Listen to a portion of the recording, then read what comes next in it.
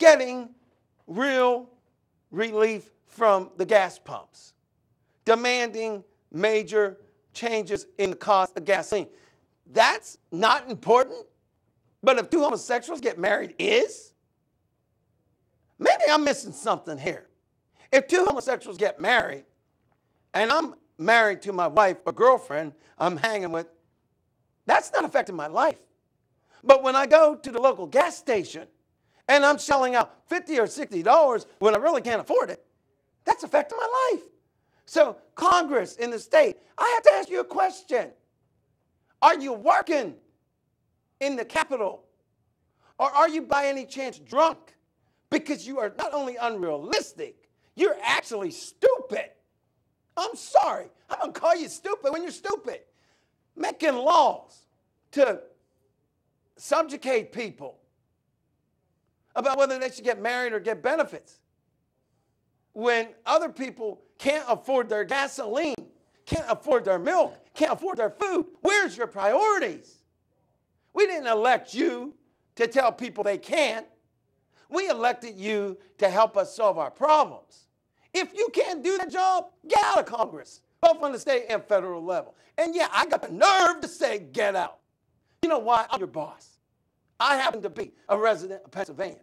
And I'm telling all of you, quit with the baloney and the divisiveness on whether gays should be married or not. And start making bills that can give us lower gasoline prices. If you can't do what's right, you need to pack up your bags and say good night. But before I say anything else, and we will get back to the homosexuals getting married or not, before I say anything else, I'm going to bring it to Linnell and Al, see if they got anything they want to throw out. Because this is kind of like we're going to throw out issues and work on solutions. So now we're going to pass it to Linnell Jones III. Well, I'm going to pass it to Mr. Al here and see what he has in mind about all of these issues that we have and get his word on things as they stand. This is a very good day to talk about change now because of the election in Indiana and North Carolina. Senator Obama has been talking about change now. He means it, and that is his slogan.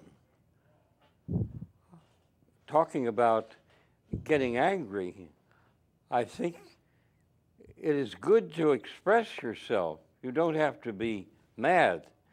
You can express yourself quietly and directly. That is sufficient. I hope you don't find it impossible to adjust yourself to calmness. Yes, Al, you're absolutely right. I totally agree with that statement.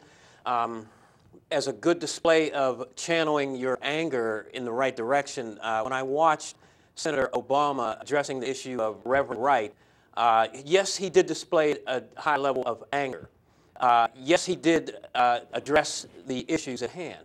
And he did in such a way which to me is admirable because he did not let himself get out of control physically or verbally. It was a lot of pressure, and along with anger comes pressure, and was a lot of conversating on an adverse situation due to statements that was made by Reverend Wright. So I have to commend Senator Obama for showing and displaying self-control in front of the American people, and that's basically what we need in our own lives as well as in our government for someone to take leadership and show a high level of controllability, and be able to express themselves with using anger, but without getting out of control. So you can take these examples and what Mr. Al said and apply them to yourself, and you'll see that you will get positive results. Well, I agree for the most part, but disagree in one way. And let me clarify what I'm saying. I'm not saying that being angry and temporarily yelling is necessarily the way to go. What I am saying is if somebody loses it for a few minutes, or every now and then they do that, we should not disqualify them saying that they can't show self-control. What I'm saying is, yes, but 99.9% of the time, most of us can be mad and not only do it in a calm manner, firm but calm, but we can do it in a very professional manner. What I'm saying is when the exception happens, when somebody does get mad, that does not immediately disqualify them. What was done to Howard Dean was an abomination.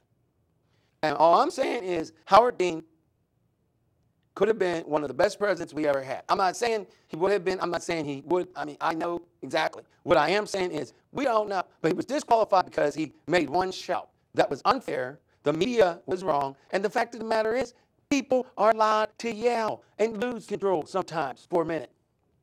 They are the safer of the two. Someone who actually expresses it in a loud way sometimes may be the one I'd rather live next door to because I know where they're coming from. Somebody who doesn't even say anything, to me, they're dangerous. Let us remember Jeffrey Dahmer.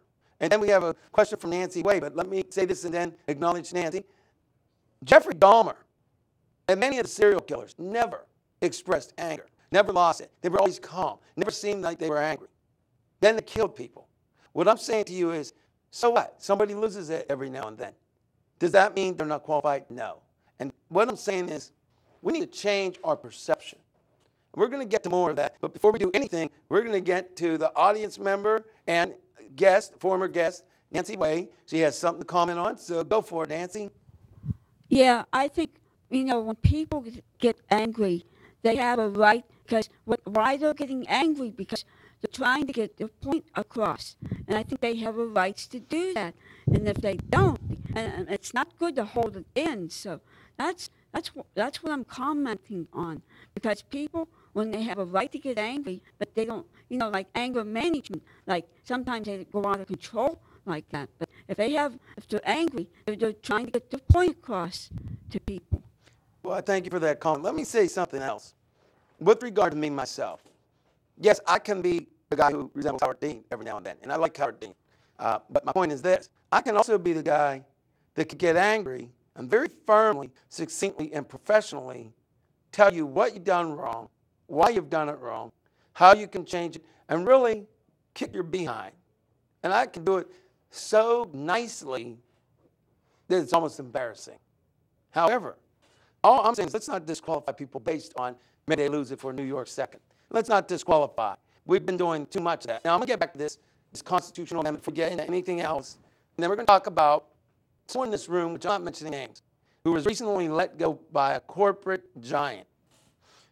And I'm going to bring a little bit of that up. And I'm going to bring up, in a roundabout way, some of the reasons. It should appall you. Once you hear this, it should really get in your gut. And it should get in your gut so bad that there's not a medication, a market, over-the-counter, or prescription that should let this feeling go.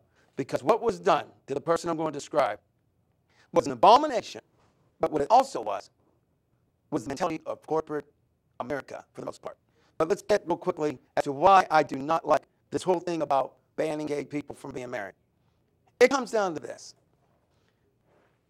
We are Americans. We have a Constitution. We also have a Bill of Rights. The bottom line is, if we are a free nation, and we believe what the Constitution says, then making a constitutional amendment is essentially writing into law hate. It's also subjugating people. Now, the American nation has had a long history of subjugating people, keeping people down completely, keeping people in situations where they died as a result, from in excess to medical care and many other things. We look at the history of this nation, how we destroyed many Native Americans. We brought African Americans, for the most part, against their will and made them slaves. We treated the Chinese pretty bad and other pigmentations pretty bad for many, many years. In fact, it was legal to kill a Native American up until 1956 because they were considered warring against the United States. You would not have gone to prison. It was actually written in the law. How do I know? Because I took a security training course way back in '86, and it was actually in the law. So what we're talking about, when we talk about we don't want gays to get married, you may be very religious. You may think, oh, that's great. I don't want a bunch of gay people to get married. But what made you think if they subjugate you, gays, that it can't happen to other pigmentations of people again? Or